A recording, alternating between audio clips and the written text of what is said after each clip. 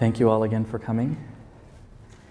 Thank you for printing these again too. I appreciate that. So this one is a little bit long. We're talking about the 12 links of dependent origination today. We may or may not get through all of it. I may, depending on how much I talk, I may split this in two, like with the Eightfold Path. But then we may get through it all today. Remember, we don't meet next week. I'm on retreat for the weekend, so there'll be a gap. So maybe we'll get through all of this today. I'm also not going to read every word on the page. There's just some extra here for you. I'm just going to hit the highlights, basically, with the 12 links of dependent origination. So normally, when we talk about the 12, or when we talk about dependent origination, this is another way of talking about interdependence, which has to do with impermanence, right? This is something very specific. The 12 links of dependent origination is something very specific. It's an explanation of why we continue in this cycle of ignorance, in the cycle of birth, old age, sickness, death, and rebirth. That's basically what it is. Now, we talk about these as links, like they're links in a chain, but it's not a linear chain, it's a circle. So technically, we can't identify a specific beginning or a specific end. So think of it as a cycle. So you could actually start talking about the 12 links of dependent origination with any of the links. You could begin anywhere in this process because it just takes you in a circle. But traditionally, we start with ignorance.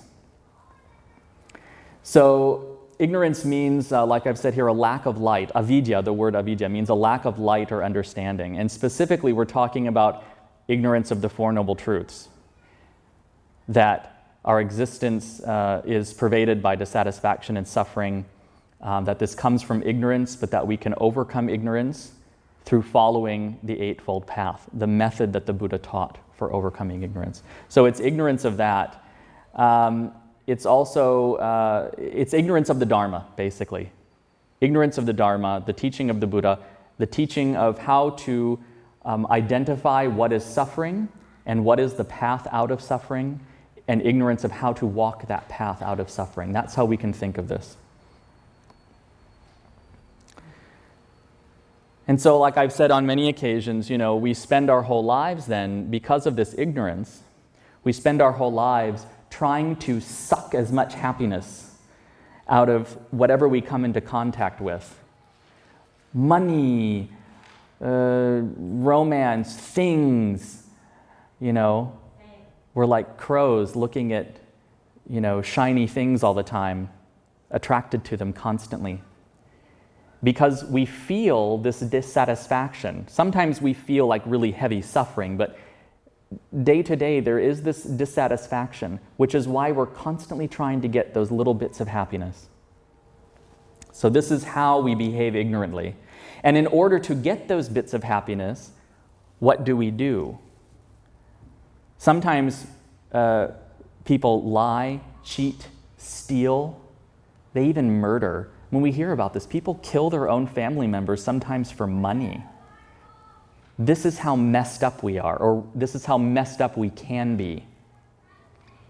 But even if we're not doing these like really obviously bad things, there's still manipulation, pushing a little bit to get our way. This is what we do. So we're constantly trying to push and pull the world so we can get as much happiness as possible. And in the process, then, we create all kinds of negative karma. This is what we're doing, day in and day out. And so much of it we're not even aware of. It's happening so deeply within our minds, we're not even aware of it. It's really obvious. You take a hammer and you hit somebody over the head, really obvious what you've done. But there's this subtle manipulation, this subtle pushing and pulling throughout the day in order to get what we want. Speaking of hitting someone over the head with a hammer, I did that to my grandfather when I was a little boy. This just popped into my head. We traded hammers. I had a toy wooden hammer, and so he had a real one, so we traded hammers, and he was pretending to hammer a nail, and then I took the real hammer and I knocked him out. Just side story. Anyway, he's 93 years old now, so I think I'm off the hook. He survived. So ignorance is also, it also refers to our belief in a truly existing self, but we talked about this last time with the 5 skandhas. We're just this collection of parts, right? The body is a collection of parts. What we think of as our mind, our personality, our being is just a collection of different parts that are temporary. So this is also the ignorance. I skipped ahead a little bit and I talked about karmic formation. So again, it's because of this need, this ignorance about how to be truly happy, that we have this need to constantly pull happiness out of everything we come into contact with. And so we behave badly. To one degree or another, we behave badly. And we create negative karma. But just the act of grasping, just the act of trying to pull happiness from material things, from money or whatever, that in and of itself is negative karma. Because we're simply reinforcing the attachment. That in and of itself is a powerful cause for being pulled continually through this cycle of birth, old age, sickness, death, and rebirth. It's attachment to having a body itself that is a powerful cause for us to get sucked back into life, physical being. So this is what we're doing. So the next link is consciousness. So when we talked about the 5 skandhas again, you'll see some of the skandhas in here. So when we talked about the 5 skandhas, I explained that consciousness is just this awareness. It's not a thinking mind. I described it as a room filled with light, an empty room filled with light. So it's this potential of awareness upon which the rest of the mind rests, or from which what we think of as the mind, our thoughts and desires and so on, it's from that that these other things arise. So that's consciousness. So obviously we have consciousness. And then we have name and form, number 4 here. So this is the coming together of the 5 skandhas into an individual existence. The form is the body. Okay. And so with this comes the sensory perception. So name and form, working together with our 6 sense organs and the 6 senses, this is what conditions our physical existence. So now we've got a body. So we've got the eyes, we've got the sense of sight, sense of smell, taste, touch, and hearing. Those are the 5 main senses. But remember that there is also in Buddhism the 6th sense, the mind sense. And when I say 6th sense, I don't mean it like we mean in English usually, which is, I'm not talking about like ESP, being able to read minds or see the future or something. We're talking about the mind sense itself. And as I explained, so right now I'm seeing all of you, so I have the eye consciousness, it's active. But if I close my eyes and an image pops into my head, let's say a car, a pizza, or something, that is the mind meeting its object. So that's the 6th sense. So these come together. Name and form with the 6 sense organs come together. And because we have form with the 6 senses, we have contact. So this is just contact between the senses and their objects. Again, I'm seeing you. So the information is reaching my brain. Before I had any ideas about it, it's just the information reaching my brain. That's it. If I smell something, before I identify the smell, just the information reaching my brain, basically, that's how I'm explaining it. I'm using these, sort of modern neurological explanation for this. That is contact. That's all it is. Touching, that's contact. But then here, the seventh one, sensation, is, we called this perception when we talked about the 5 skandhas. This is where we start identifying. I've also seen this link called labeling. Bench. Soup. Person. So this is sensation.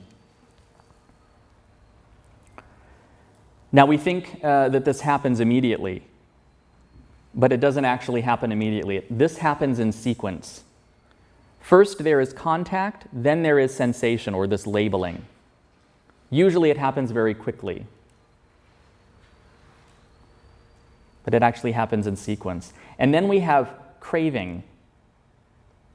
And I've said here that this can also be, we can also think of this as aversion as well. So we come into contact with something and we're like, ooh, that's nice. Or we think, ew, I don't like that. But usually we talk about this in terms of craving, the positive, or the so-called positive side of that. So this is that initial feeling of, oh, that's nice. But then we have the next one, which is clinging or grasping. And this is where we say more.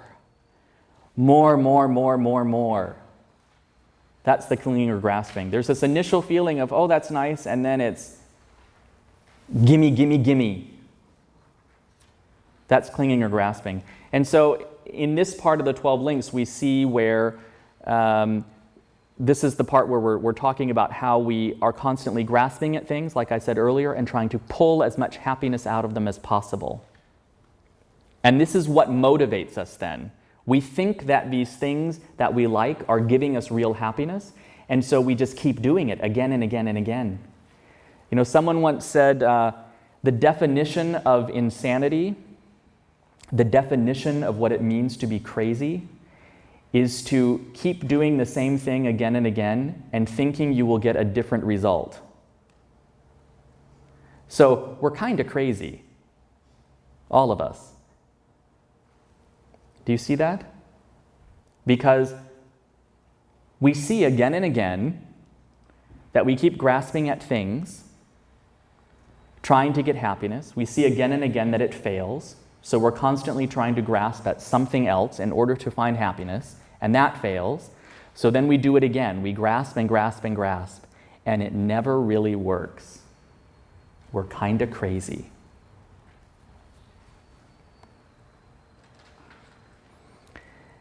And so then this leads to becoming.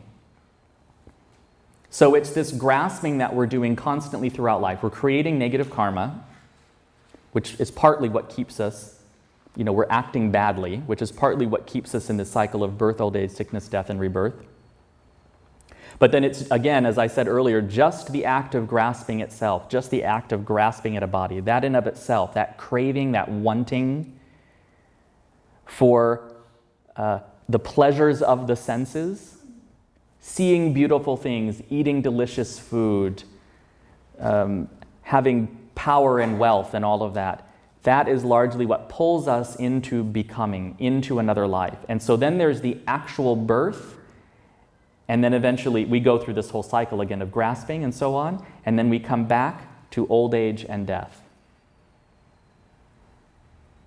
So this is the process that we go through that keeps us spinning in the cycle of dissatisfaction and suffering. And so this is what we're trying to break out of. Now, once we are pulled into becoming, we can't break this chain, right? We can't break the links of the chain. We're pulled into birth, and once you've got a body, unless you're a vampire and you're immortal, right? We can't avoid old age and death. So where we can break this, realistically, where we can break this cycle is between craving and grasping.